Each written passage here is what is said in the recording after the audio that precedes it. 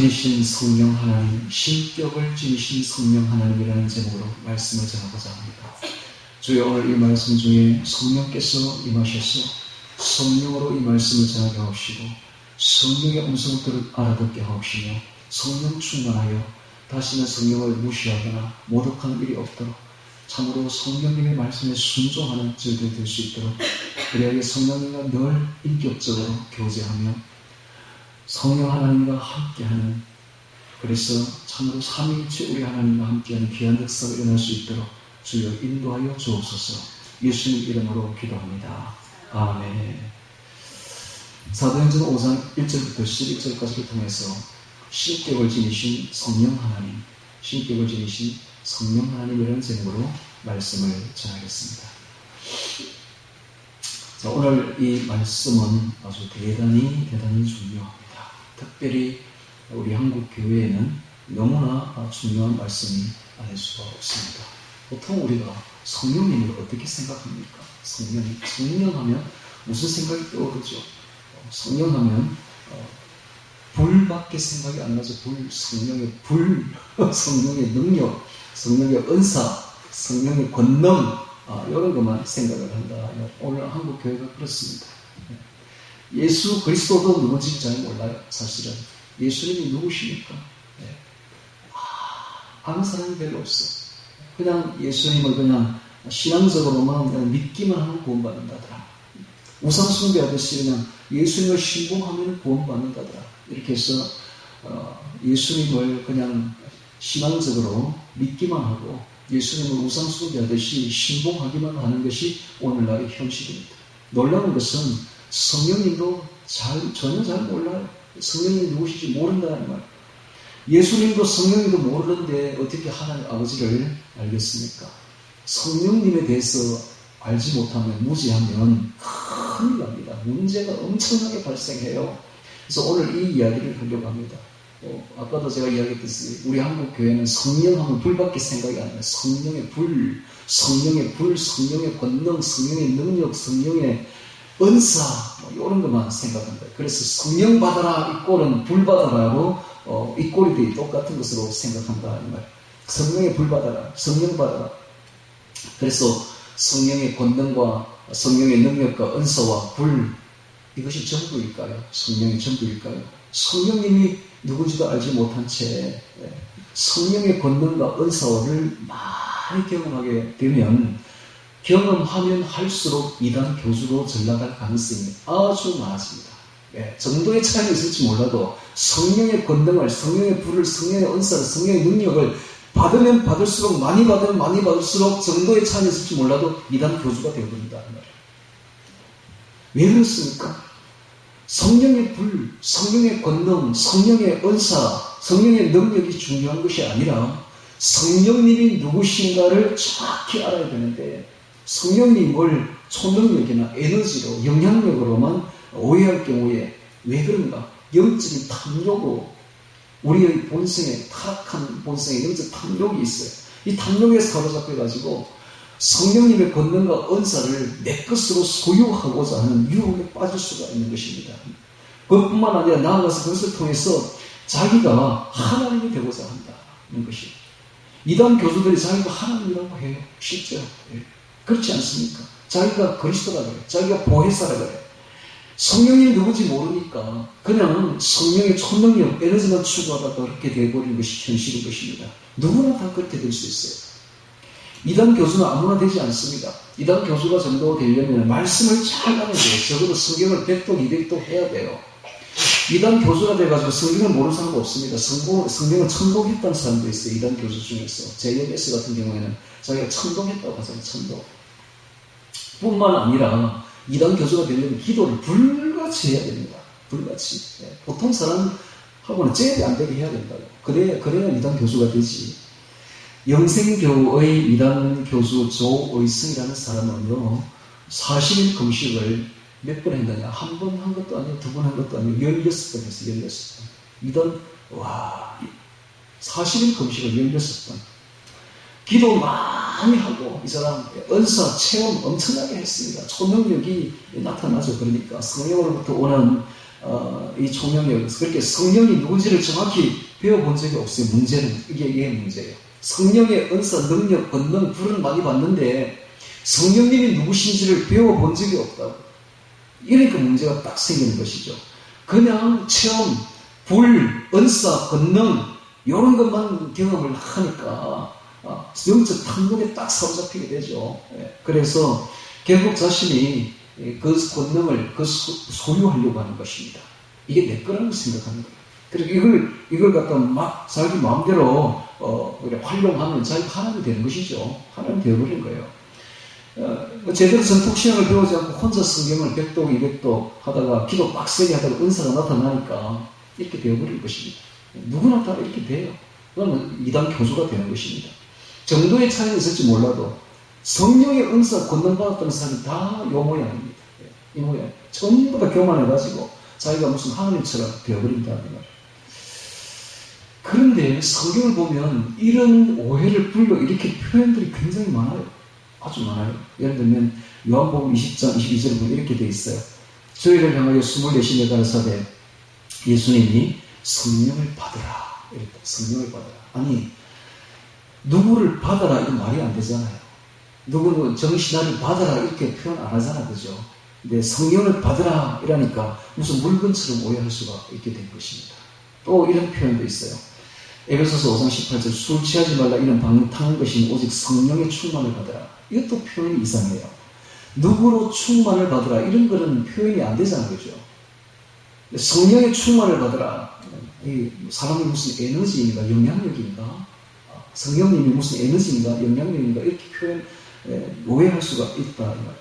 사도행전 10장 45절에도 이렇게 되어 있어요. 이방인들에게도 성령 부어주심을 인하여 놀라니. 부어준다? 누구를 부어준다? 표현이 이상하잖아요. 성령님은 무슨 비인격적인 에너지인가? 뭐 석유인가? 뭐 부어주게, 기름인가? 부어주게 이렇게 생각한다. 우리를 이렇게 착각을 할 수 있어요. 어떤 영향력?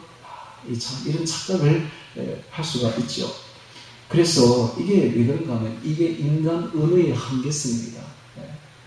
그래서 차라리 이렇게 표현했으면 어떨까 생각합니다. 성령의 충만을 받으라는 대신에 성령을 모셔드려라.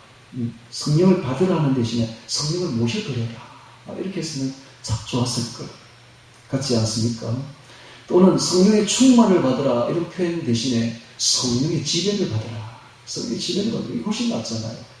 그 다음에 성령의 부어주심 이런 표현보다는 성령의 오심을 받으라. 혹은 성령을 영접하라. 이게 훨씬 낫잖아요. 그렇죠? 또 그 다음에 성령의 선물로 받으라. 이 대신에 성령을 값없이 보내주신다. 이렇게 표현하는 게 훨씬 낫지 않습니까?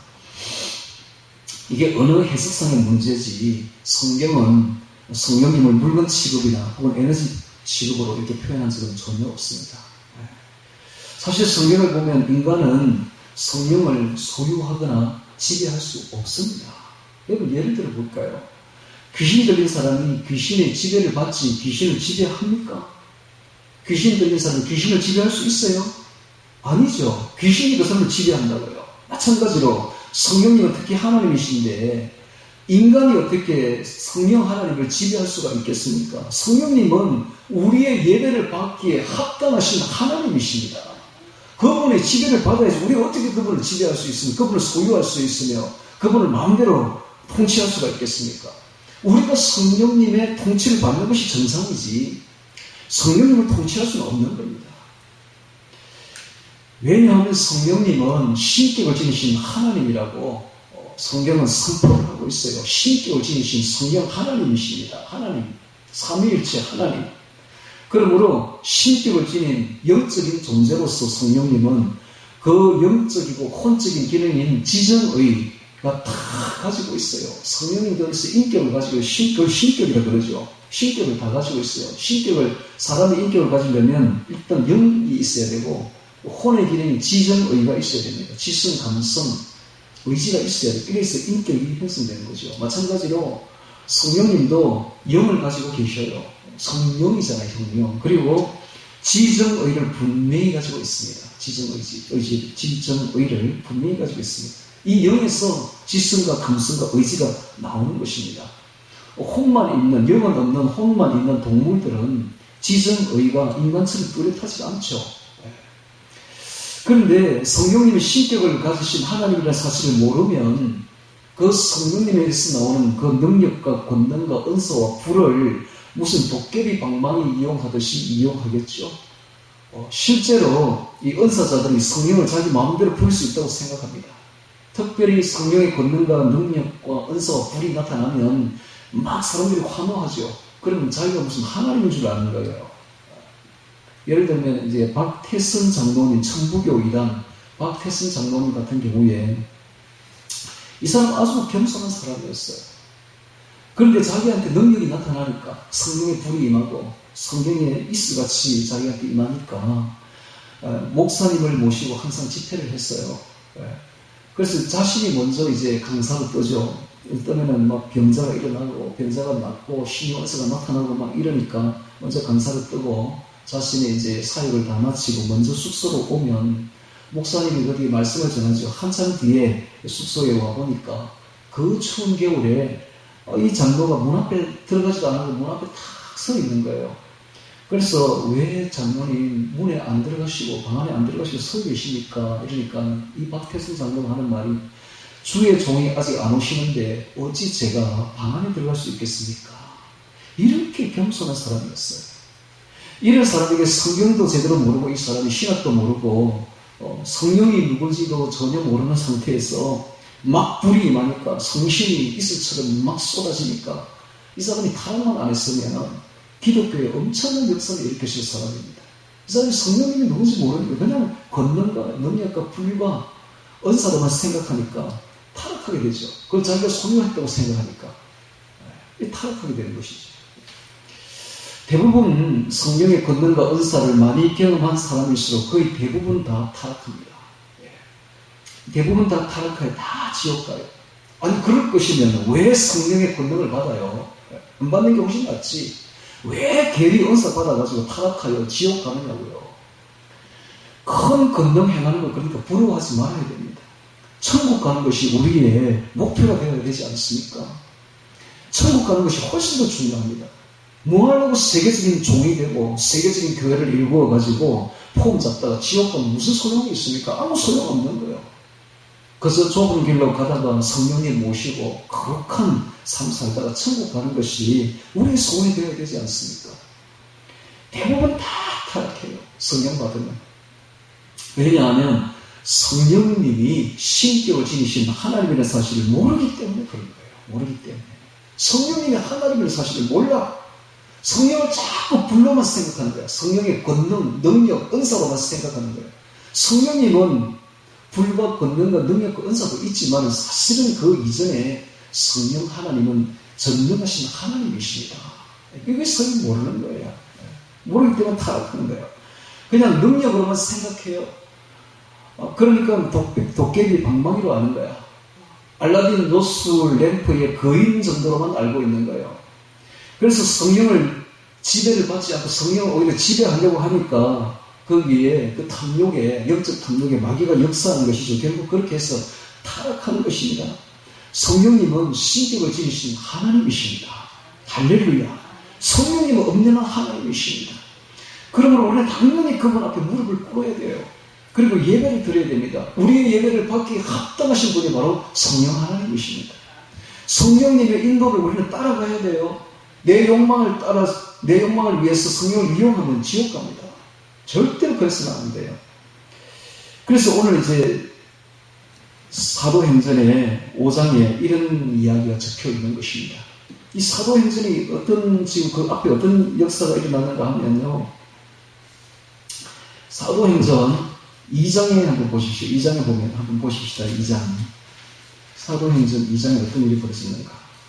사도행전 2장에 보면 1절을 보십시오. 오순절 날이 이미 이름에 저희가 다 같이 한 곳에 모였더니 혼련의 하늘로부터 급하고 강한 바람 같은 소리가 있어 저희 앉은 온 집에 가득하며 불의 혀같이 성령의 불이죠.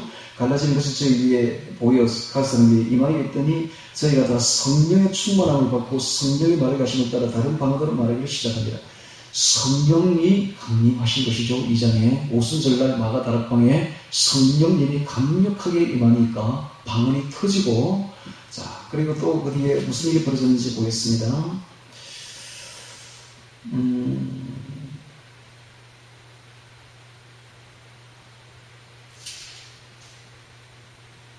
네, 41절에 보세요. 41절.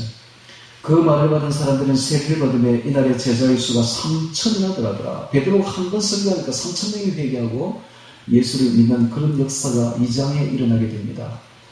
그뿐만 아니라 사도들의 그 뒤에 보십시오. 43절에 보세요. 사람마다 두려워하는데 사도들로 인하여 기사와 표적이 많이 일어났습니다. 기사와 표적이. 이게 2장에 기록되어 있죠. 성령님이 임하니까 이런 일이 벌어지더라. 3,000명이 회개하고 기사와 표적이 일어나고.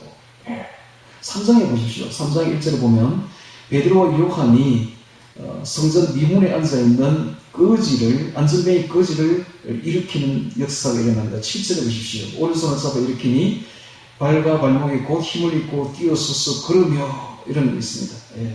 유명한 이야기가 6절에 나오죠. 베드로가 가로되 은과 금은 내게 없거니와 내게 있는 것으로 내게 주노니 곧 나사렛 예수 그리스도의 이름으로 걸어라 하고 이런 일이 벌어진다. 대단하죠. 거의 베드로가 거의 예수님처럼 행동하고 있습니다. 예수님이 행했던 그 기적을 확실히 같이 행하고 그보다 더 큰 기적도 막 행하는 것을 우리가 볼 수가 있습니다. 자, 4장에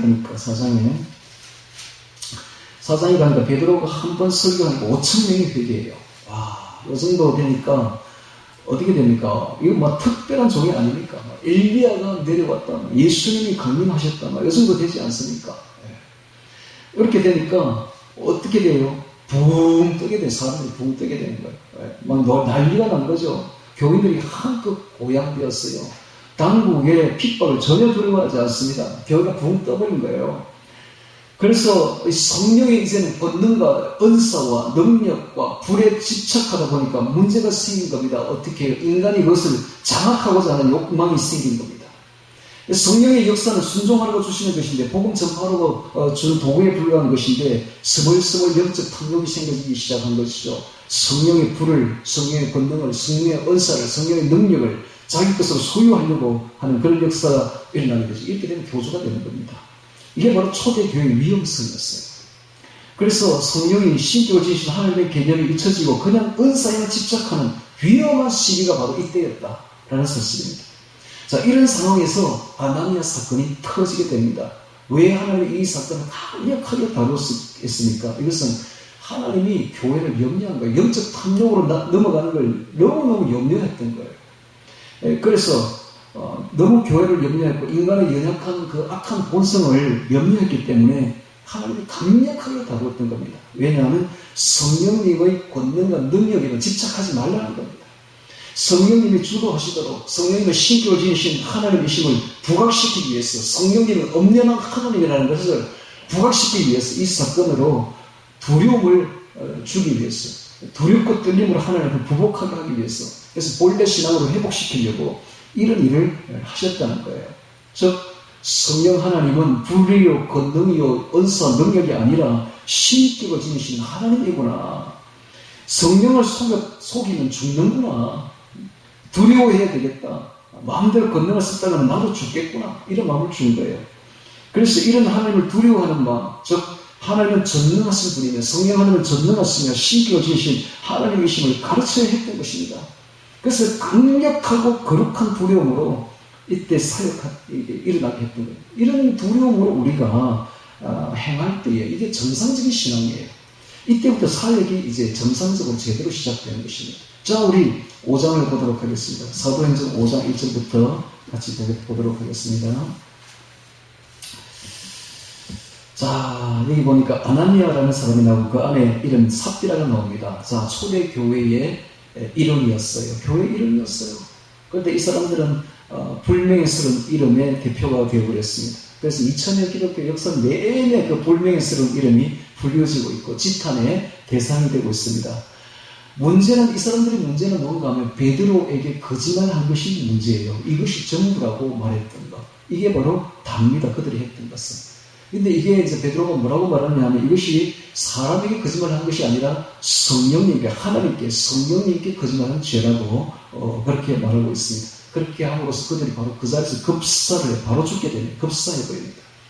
근데 보통은 이제 이걸 가지고 목사님들이 이제 말하기를 헌금 안 하고 지옥 간다라고 말하는데 그런 뜻이 전혀 아니에요. 오해하지 말아야 돼요.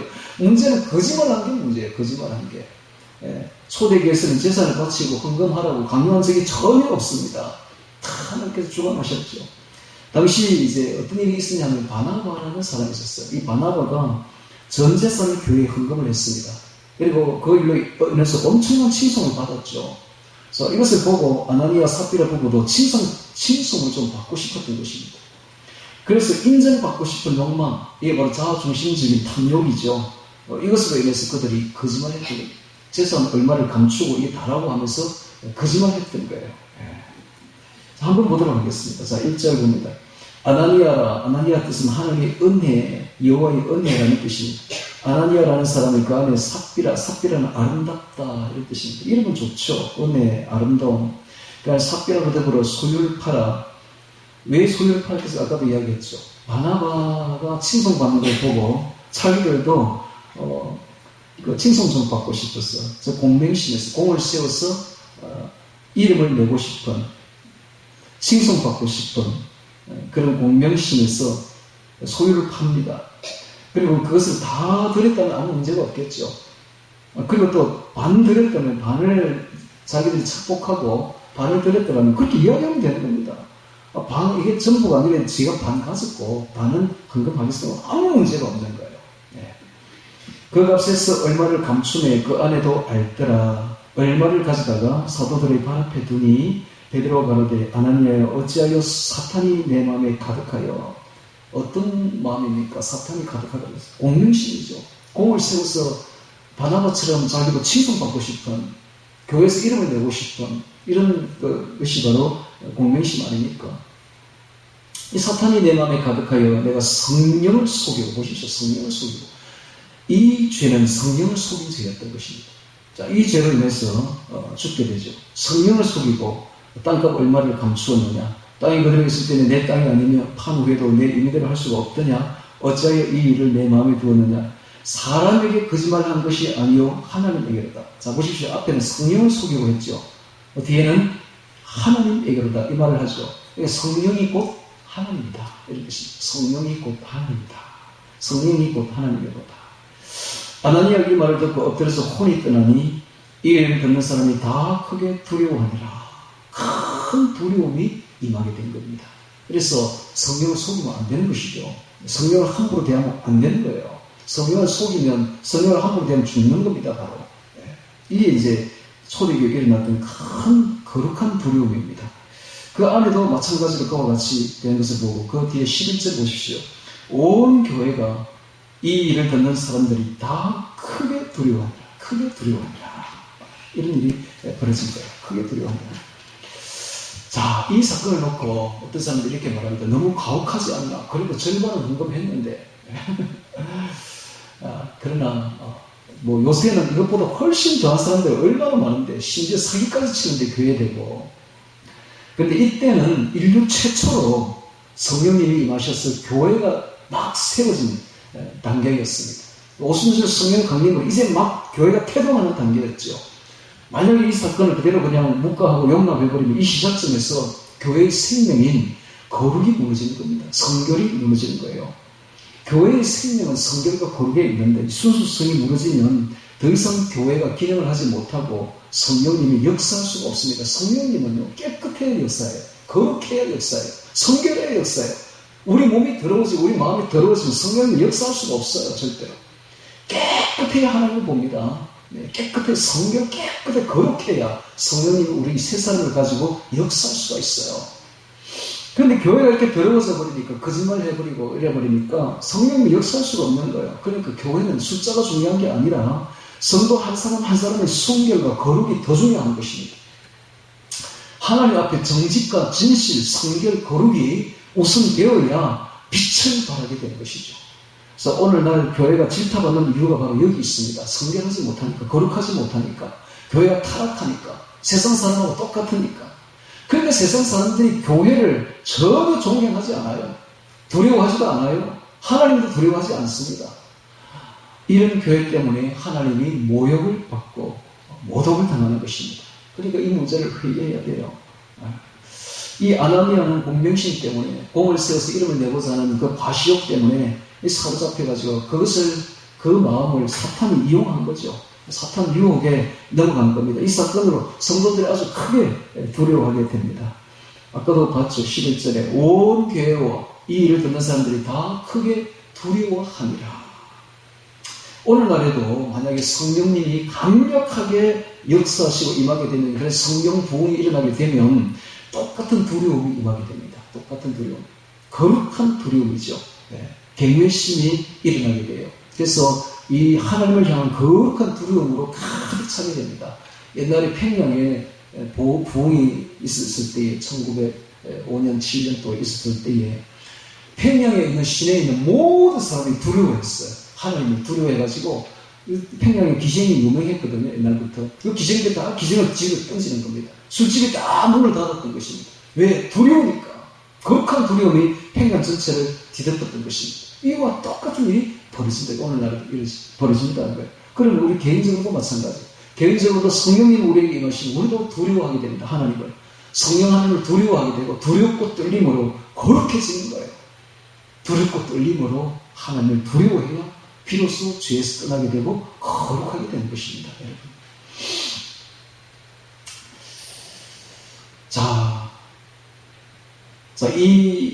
이때부터 이제 사역이 이제 우리가 정상적인 그리스도인, 기독교인이 되는 겁니다. 거룩하게 두려워함으로써 정상적으로 기독교인이 돼요. 자, 이 말씀은 성령을 강하게 경험한 사람들에게는 어느 누구든지 절실하게 필요한 말씀입니다. 여러분, 이 성령의 은사를 강력하게 경험하지 않은 사람보다 성령의 불을, 성령의 능력을, 권능을, 은사를 강력하게 경험한 사람은 지금 제가 드리는 이 말씀이 더 절실한 말씀이에요. 필요한 말씀이에요. 잘못하면 이단 교주 되어버린다니까. 이단 교주. 그러니까 성령을 권능이나 불, 은사, 능력으로만 생각하지 말라는 겁니다. 성령님도 신격을 지니신 엄연한 하나님이십니다. 네. 그분은 우리의 예배의 대상이십니다. 우리는 그분의 뜻을 따라가야 돼요. 무릎 꿇고 그분 앞에 부복하며 통치를 받아야 되지. 성령의 은사나 권능이나 능력이나 불을 조금 경험했다고 교만해서는 안 된다는 거예요.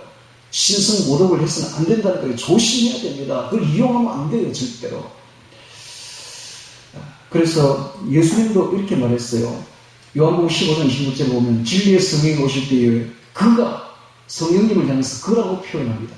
그가 나를 증거하실 것이요. 예수님은 성령님을 그로 표현합니다. 즉 인격적으로 표현해요. 그가. 성령님은 신적인 특성인 지성의를, 인격적인 특성을 다 가지고 있습니다. 예를 들면 성령님이 지성을 가지고 계시는데 어느 정도냐 하면 우리 지성하고는 비교가 안 돼요. 모든 것을 통달하시는 지성을 가지고 있습니다. 심지어 고린도전서 2장 10절에 성령은 모든 것, 곧 하나님의 깊은 것이라고 통달하십니다. 성령님은 모든 걸 통달하고 있어요. 모든 걸 다 알고 계셔요. 그래서 세세한 것 다 알고 계시는 분이 바로 성령님이십니다. 심지어 하나님의 깊은 비밀까지도 다 알고 계시는 분이 바로 성령님이시다. 우리의 지성은 비교가 안 된다. 감정도 가지고 있습니다. 성령님은 죄에 대해서 근심하고 슬퍼하십니다. 에베소서 4장 30절에 하나님의 성령을 근심하게 하지 말라. 오늘 우리가 죄를 지으면 내 속에 계신 성령님이 너무너무 슬퍼하셔요. 너무 근심하셔요. 제가 이걸 깨닫고요. 제가 얼마나 많은 죄를 지었는지, 내 안에 계신 성령님을 알지 못하고 내가 너무 성령님을 아프게 해드렸구나. 이 사실을 알고 보니까 도저히 죄질 마음이 이제 없는 거예요. 죄에서 완전히 떠나게 되는 것이죠. 내가 죄를 지을 때마다 성령님이 얼마나 한탄하시고 근심하시고 슬퍼하셨을까. 이걸 아니까 너무너무 죄스럽고 정말 회개가 되는 거예요. 여러분. 근데 성령님도 의지도 가지고 있습니다.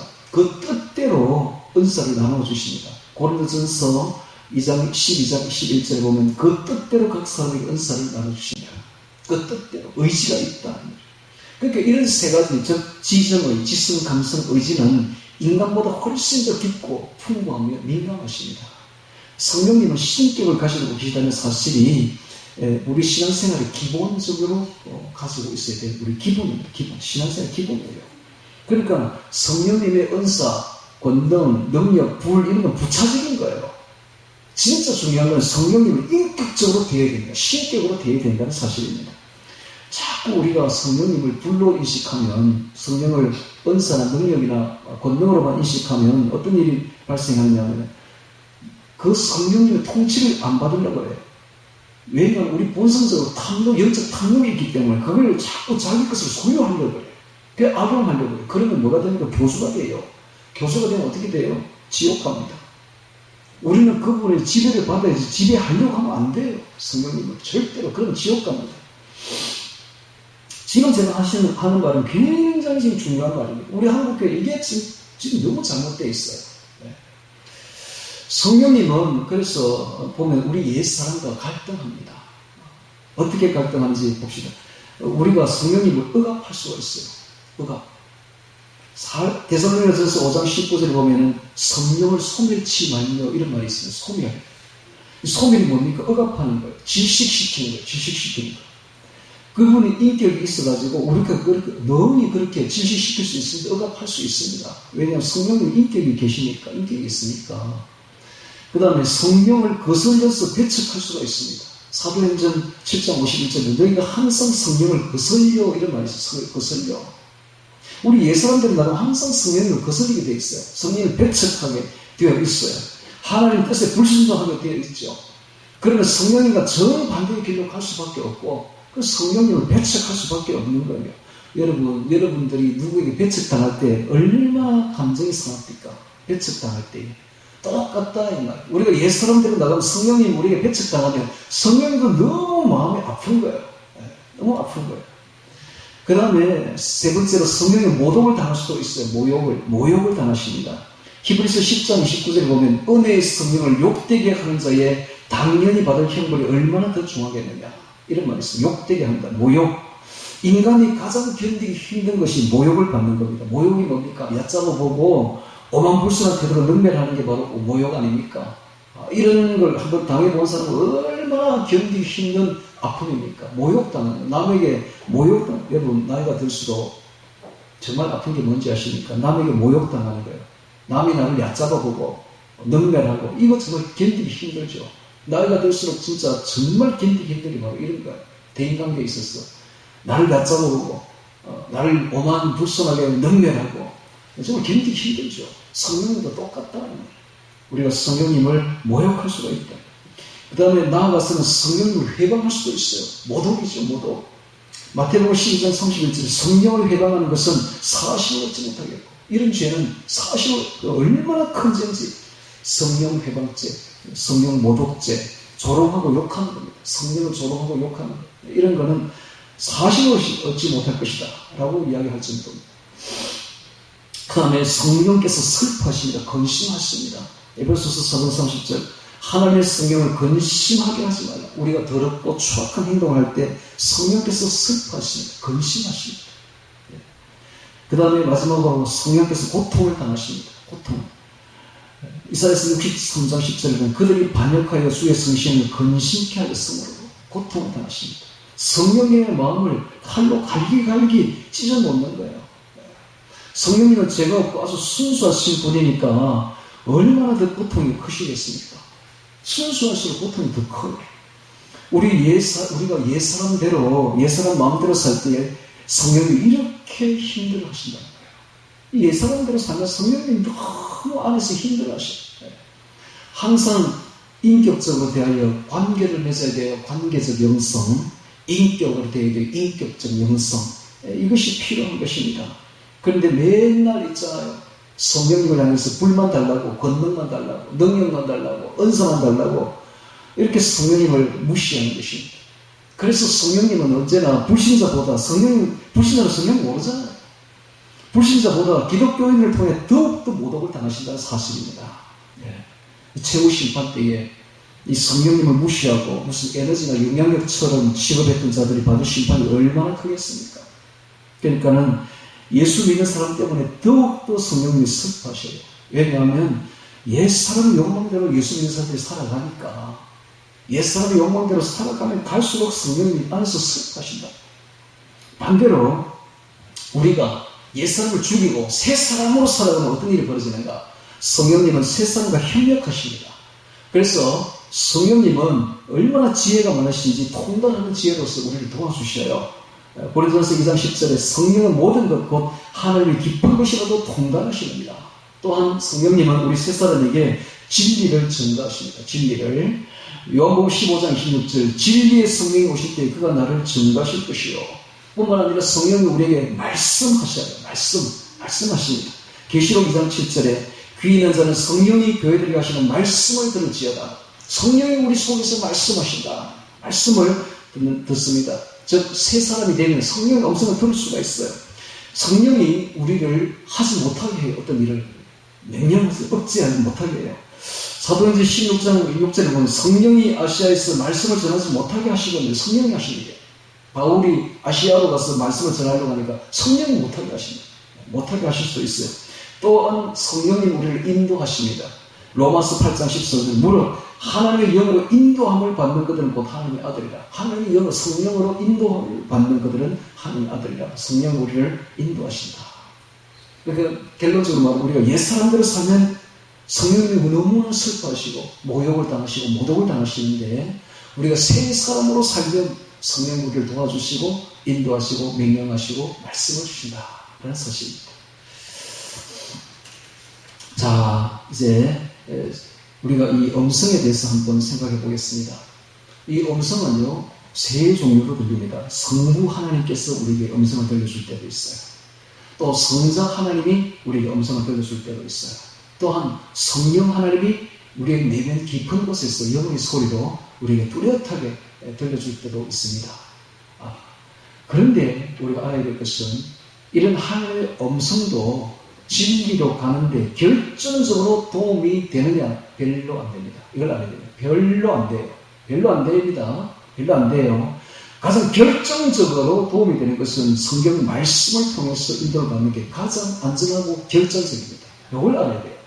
그래서 항상 하나님의 음성을 들으려고 너무 하지 마세요. 성경 말씀이 결정적이라니까. 여기에 결정적으로 모든 게 다 들어있다니까. 말씀을 통해서 음성을 듣는 것이 가장 안전하고 가장 결정적입니다.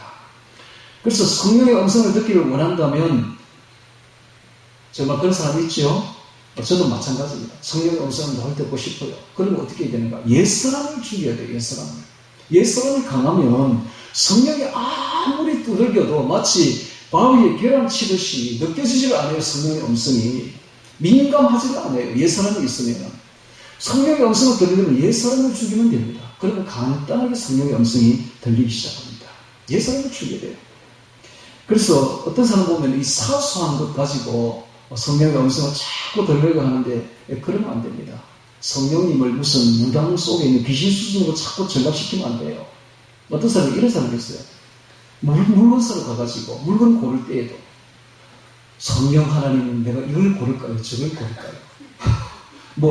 밥솥을 할 때 쿠첸을 할까? 키첸을 할까? 이게 무슨 무당입니까? 이런 거 하면 안 돼요. 그런 식으로 전락시키면 안 됩니다. 성령의 음성을 들었다는 사람들의 80% 내지 90%가 다 엉터리인 게, 왜냐하면 그들이 선포하는 내용이 다 틀려요. 엉터리예요, 엉터리. 그러니까 성령님이 누구와 협력하는? 우리 안에 있는 새 사람과 협력합니다. 그러니까 말씀으로 옛 사람을 늘 죽여야 돼요. 새 사람이 확장이 되면, 새 사람이 살아나면 성령께서 어떻게 우리에게 음성을 들려주시느냐 하면은 직관력을, 영적 직관력으로 진리를 탁 분별하게 해주셔요. 이게 바로 성령의 음성입니다. 성령의 인도죠. 그 인도를 따라가면 돼요. 분별력, 직관력, 분별력, 이런 게 생겨요. 딱 바로 알아들어요. 말씀 안 해도 딱 보면 바로 딱딱 알아들어요. 이게 바로 안에 계시는 성령님이 직관적으로 알게 해주신다. 그 직관적인 인도를 따라가면 됩니다. 이게 바로 성령의 음성입니다. 자, 성령님은 하나님이십니다. 지금부터 하시는 말씀을 잘 듣기 바랍니다. 성령님은 하나님이세요. 어떻게 하나님입니까? 성령님은 영원하십니다. 히브리서 9장 14절 영원하신 성령으로 말미암아 이런 말이 있습니다. 성령이 영원하셔요. 이런 영원은 하나님만이 가진 속성이죠. 그러니까 성령님이 하나님이시다 이 말. 그 다음에 성령이 전능하셔요. 전능. 욥기 33장 4절에 보면 하나님의 신이 성령이 나를 지으셨고 전능자의 기운이 나를 살리시느니라. 전능자라고 말하고 있습니다. 신을 전능자라고 말하고 있습니다. 즉 성령님이 전능하시다 하는 거예요. 이 전능은 하나님만이 가진 속성이죠. 성령님이 바로 전능하십니다. 고린도전서 2장 10절에 보면 성령님이 전지하다라고 말하고 있습니다. 전지, 다 안다예요. 성령은 모든 것 곧 2장 10절에 하나님의 깊은 것이라도 통달하시느니라. 전지하다. 전지, 전능, 영원. 이것은 하나님의 속성이 아닙니까? 또 그 다음에 성령님은 안 계신 곳이 없습니다. 편재성. 시편 139편 7절에 내가 주의 신을 떠나 어디로 가며 주의 앞에서 어디로 피하리까? 성령 앞에서 내가 어디로 피하겠습니까? 어디로 가겠습니까? 즉 성령 하나님이 안 계신 곳이 없다. 편재성, 편만성. 이 네 가지, 즉 영원성, 전지, 전능성, 편만성, 이것은 오직 하나님만 가진 특성이다. 그러므로 성령님이 바로 하나님이시다. 성령님은 하나님이시다. 그래서 성령님은 하나님이시고 성령님은 주님이시고 성령님은 여호와 하나님이십니다. 여호와 하나님이십니다. 오늘날 성령님의 권능을 좀 경험했다고 그 능력과 은사를 막 좌지우지하려고 하는데 하나님이 그렇게 호락호락 넘어가지 않습니다. 그렇게 좌지우지 될 뿐이 아니에요. 조심해야 돼요. 그래서 베드로가 성령을 속인 것이 바로 하나님을 속인 것이라고 선포하고 있지 않습니까? 그 사도행전 5장 3절 4절에 보면 내가 성령을 속이고 라고 말하면서 사람에게 거짓말한 것이 아니요 하나님께로다 이렇게 말하지 않습니까? 성령은 그렇게 호락호락 넘어가지 않습니다. 그러니까 우리는 우리 안에 계신 성령님이 계심으로 우리는 하나님의 성전인 걸 알아야 돼요. 고린도전서 3장 16절에 보면 너희가 하나님의 성전인 것과 하나님의 성령이 너희 안에 거하신 것을 알지 못하느뇨? 우리가 바로 우리 안에 성령님이 계시다면 우리 몸의 전체가 하나님의 성전이다 라는 거예요. 고린도전서 6장 19절에 너희 몸은 너희가 하나님께로부터 받은 바 너희 가운데 계신 성령의 전인 줄을 알지 못하느냐. 자 보십시오. 앞에는 성전이라고 했죠. 뒤에는 성령의 전이라고 했죠. 성령께서 계시는 전이 바로 성전이다. 하나님 전이다. 즉 성령님이 하나님과 동시되고 있죠. 그러니까 우리 안에 성령님이 계십니다. 그래서 성령이 거하시는 줄 이런 사람이 있어요. 성령이 있는 줄 모르겠어요. 날 잘 느껴지지 않아요. 밋밋해요. 여러분 감사한 줄 알아야지. 감사한 줄. 예를 들어서 귀신이 우리한테 들어오면 어떻게 하는 줄 알아요? 밋밋하지 않아요. 막 괴롭히죠. 끌고 다니죠. 잠시도 가만두지 않죠. 만약에 성령님이 그런 식으로 우리를 통치하면 얼마나 괴롭겠습니까? 그러니까 감사한 줄 알아야 돼. 내 안에 성령이 들어왔는데 느껴지지도 않고 밋밋한 게 감사한 줄 알아야 된다니까. 만약에 우리 안에 들어오신 성령님께서 그런 식으로 우리를 괴롭힌다면 얼마나 괴롭겠어요. 우리는 그래서 우리 하나님이 우리 안에 거하시는 성전이므로 우리는 우리 몸을 성전을 괴롭히면 안 됩니다. 성령의 인도를 따라가려면 거룩을 추구해야 됩니다. 거룩 항상 회개해야 돼요. 회개하면 거룩해집니다. 회개해서 거룩을 추구해야 됩니다. 자, 성령이 우리 안에 거하시면 우리는 이미 주님의 것입니다. 그렇죠? 그러므로 성령의 권능이 임해도 능력이 임해도 불이 임해도 은사가 임해도 그건 내 것이 아니에요. 그건 다 성령의 것입니다. 그러므로 우리는 도구일 뿐입니다.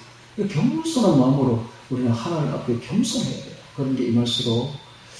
그래서 고린도후서 3장 17절을 보면 주는 영이시니 주의 영이 계신 곳에는 자유함이 있느니라 라고 말했습니다. 주는 영이시니 여기서 말하는 이 주는 예수님이 아니라 성령님을 말합니다. 전체적인 문맥을 보면.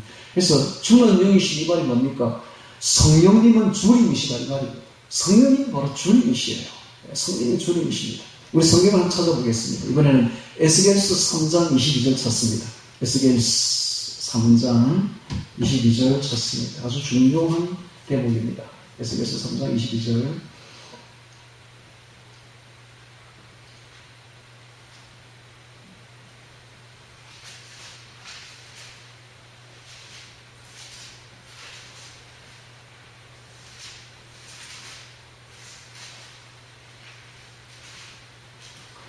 자, 찬스는 제가 읽겠습니다. 에스겔 3장 22절. 여호와께서, 잘 들으십시오. 잘 보십시오. 먼저 여호와께서 이렇게 말하고 있죠. 여호와께서 권능으로 내게 임하시고 내게 이르시되 일어나 들로 나아가라. 내가 거기서 너와 말하기라 하시기로 내가 일어나 들로 나아가니 여호와의 영광이 거기에 머물렀는데 내가 전에 끝발강에서 보던 영광 같은지라. 내가 곧 엎드리니. 그 다음에 24절에 뭐라고 되어 있습니까? 여호와가 아니고 주의 신이, 성령님이죠. 주의 신이 내게 임하사 나를 일으켜 세우시고 내게 말씀하여 가라사대. 자, 주의 신이 내게 말씀하고 있습니다. 즉 주의 신이 여호와. 자, 여호와가 22절에 뭐라고 말했습니까? 내가 너와 말하리라 이렇게 말했죠. 여호와가. 그런데 보니까 진짜 여호와가 말하는 게 아니라 24절에 보니까 주의 신이 말씀하고 있습니다. 즉 여호와 이꼴 주의 신이다. 여호와 이꼴 주의 신이다. 이게 딱 보이죠? 성령님이 여호와다. 이 말이에요. 성령님은 신격을 지닌 신, 하나님, 여호와, 주님이십니다. 주님. 그래서 우리가 성경적인 신앙을 가지려면 성령님과 인격적으로 관계를 맺어야 되고, 그래서 관계적 영성을 가져야 됩니다. 인격적으로 관계를 맺으면 관계적 영성을 가져야 됩니다. 인격적으로 배워야 돼요. 관계를 인격적으로 맺어야 됩니다. 성령님을 자꾸 권능, 능력, 불, 은사로만 생각하면 안 됩니다. 이게 바로 한국 기독교의 맹점이에요. 자꾸 불 받아라, 은사 받아라, 이렇게 하는데, 그 이전에 성령님을 인격을 지닌 하나님으로 먼저 받아야 될 것입니다. 불 받기 이전에, 은사 받기 이전에 성령님을 인격을 지닌 하나님으로 우리가 받아들여야 돼요. 자꾸 은사 받아라, 불 받아라 이런 소리 하면 안 돼. 그 이전에 성령님을 하나님으로 내가 받아들여야 된다. 이게 중요한 거예요. 이게 안 되니까 지금 한국교회 문제가 엄청나게 심각한 겁니다, 지금. 그래서 은사 받은 사람들이 대부분 다 타락합니다. 대부분 다 타락했어요. 대부분 다 지옥 들어가요. 거의 99% 그렇습니다. 성령 받았다는 사람들이 뭐 인격이 없었다고 보면 희한하게. 성령을 제대로 받았다면 인격적이고 겸손해야지. 성령을 제대로 못 받으니까 항상 불만 받고 은사만 받으니까 교만해가지고 인격도 없는 사람들이 딱 보이잖아요. 지옥 갈 모습들이 보이잖아요. 그런데 이제 우리가 알아야 될 것은 참 신기한 게 있습니다. 타 종교에 가면 불교, 힌두교, 도교, 이슬람 그들이 믿는 신이 인격이 없어요. 신격이 없어요. 그들이 신을 우주의 에너지 정도로 생각합니다. 모든 종교들이 다 그래요. 신격을 부인해요. 근데 또 희한하게 일치하는 것이 이단들이 그래요. 이단들이 여호와의 증인, 성령님을 어떻게 하시는지 아십니까? 무슨 신적인 에너지를 생각합니다. 에너지, 영향력, 생기 이런 걸로만 생각해요. 통일교도 마찬가지. 통일교도 성령님을 에너지, 힘, 능력, 은사 이런 걸로만 생각해요. 절대로 하나님을 보지 않습니다. 하나님의 교회도 마찬가지, 신천지도 마찬가지죠. 다 보면 그들이 성령의 신격과 하나님 됨을 부인합니다.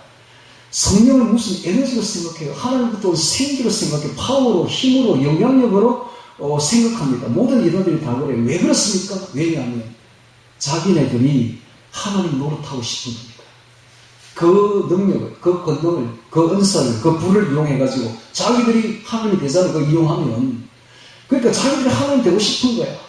이게 특징입니다. 이게 이단들의 특징, 이게 타 종교의 특징이에요. 아주 이게 유혹적이고 매력적입니다. 이게 바로 저도 옛날에 그랬어요. 저도 옛날에 10년 동안 이방 종교에 돌아다닐 때요. 제가 나중에 하나님이 되더라고. 내가 하나님이야. 그렇게 된다니까. 이게 아주 매력적이야. 이게 아주. 이단들이 그렇다. 이단들이 아주 매력적이었습니다. 그러니까 우리는 하나님의 인격과 성령의 인격 되심을, 하나님 되심을 알고 그분의 통치를 받아라고 해야 되는데 그렇게 하면 오늘날 기독교인들이 다 싫어해요. 왜 그렇습니까? 대다수의 기독교인들이 원하는 것은 성령님의 통치를 받기를 싫어하고 다만 그들이 원하는 건 은혜. 권능, 은사, 불, 능력, 권능 이런 것만 좋아하지 성령님을 통치를 받고 성령님의 지배를 받으라 하면 싫어하는 거야. 왜 그렇습니까? 옛사람 때문에. 옛사람이 너무 싫잖아. 그러니까. 하나님 뜻만 따라가면 너무 힘들고 옛사람 죽여야 되니까. 새사람 안에서 자기 부인하는 게 너무 싫으니까. 그러니까 옛사람 죽이고 새 사람이 되어서 성령님의 통치를 받는 사람은 극소수에 불과한 거예요. 극소수에. 자신이 하나님 노릇하다가는 여러분 천국 못 갑니다. 절대로 천국 못 가요. 성령 하나님의 통치를 받아야 돼요. 인도를 받아야 그래야 천국 갑니다. 그래서 이단들이 번성하는 이유가 자신이 하나님 노릇할 수 있다고 하니까 번성하는 거예요. 왜냐하면 인간의 탐욕을 충족시켜 주거든. 그게 바로. 그러나 성령님의 신격 되심을, 하나님 되심을 인정할 때만 비로소 우리가 하나님과 정상적인 인격 관계가 형성이 됩니다. 그리고 성경적인 정상적인 신앙생활이 그때부터 가능해져요. 그래서 우리 안에 옛사람을 죽이고 성령에 협력하는 새 사람으로 살아야만이 정상적인 신앙생활이 되는 것입니다. 여러분, 좀 있으면 이제 종말이 점점 다가오고 있는데, 종말 때에는요, 이단들이 더 번성하고 초능력이 더 번성할 것입니다. 그런데 절대 해독되지 말고 유혹받지도 마시고, 초능력, 능력, 은사, 이런 거, 능력 전혀 유혹받지 마시고, 오직 우리는 성경대로 옛사람을 십자가에 못 박고 성령의 통치를 받으며 성령님을 하나님으로 인정하고, 그래서 신격 하나님, 성령 하나님의 신격을 인정해서 성령의 통치와 인도와 말씀을 따라가는, 그래서 성령님을 높여드리고 마땅히 우리의 예배드리기에 합당하신 성령 하나님, 내 안에 계신 성령님을 더 이상 슬프게 하지 마시고 모독하지 마시고 모욕하지 마시고 새 사람으로 살아서 너희 성령님의 인도를 받는 우리 모두가 되기를 주의 이름으로 축원합니다. 다 같이 오늘 말씀 기억하며 기도드리겠습니다.